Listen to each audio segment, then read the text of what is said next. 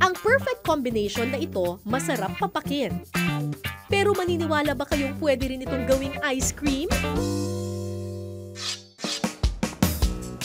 Tuwing tag-init, ito raw ang ice cream flavor na patok sa mga suki ng stall na ito sa Mandaluyong.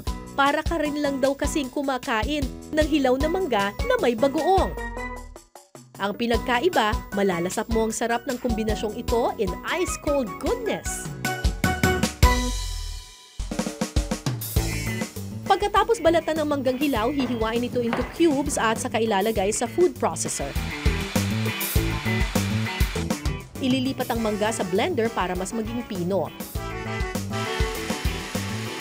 Pagkatapos, sasalain ang mango puree gamit ang strainer. Paraan ito para masigurong walang buo-buong mangga ang maisasama sa gagawing mixture. Sa isang kaserola naman, tutunawin ang asukal. Sunod na ihahalo dito ang glucose at saka isasama sa green mango puree. Ilalagay ang mixture sa ice cream machine.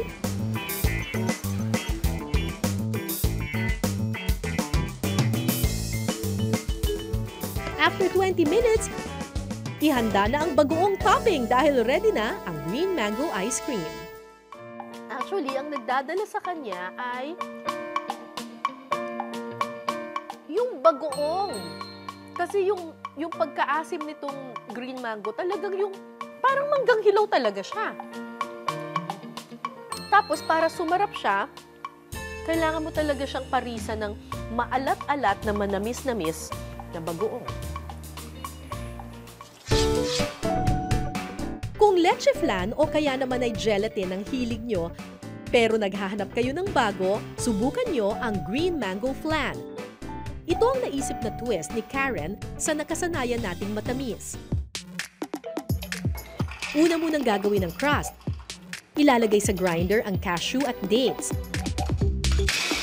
Buksan ang grinder at lagyan ng virgin coconut oil, takpan at i-grind ulit. Ayan, ready na yung ating crust.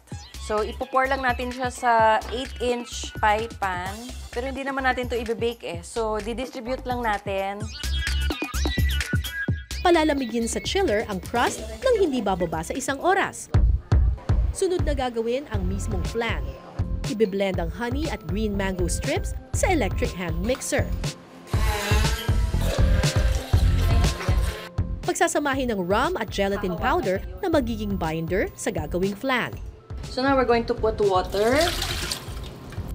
Tapos cream. So liquid tayo muna. Ayan. Gelatin na nag-bloom na. Lalagyan ito ng cornstarch at salt. At saka idadagdag ang green mango honey mixture.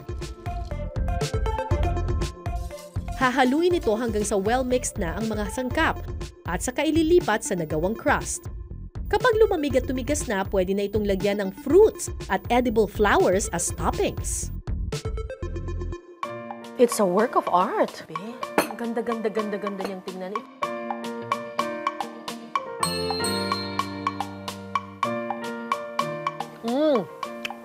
Alam mo, masarap siya. Masarap siya kasi iba-iba yung texture niya. Tapos, hindi siya matamis na matamis. Lasang-lasa mo yung medyo maasim-asim na flavor nung green mangoes. Tapos, pag kinain mo yung mga bulaklak at saka yung mga dahon, parang meron siyang minty flavor. So, kada kain mo nung toppings niya, iba yung nalalasahan mo, pero yung base niya, saktong-sakto lang yung tamis.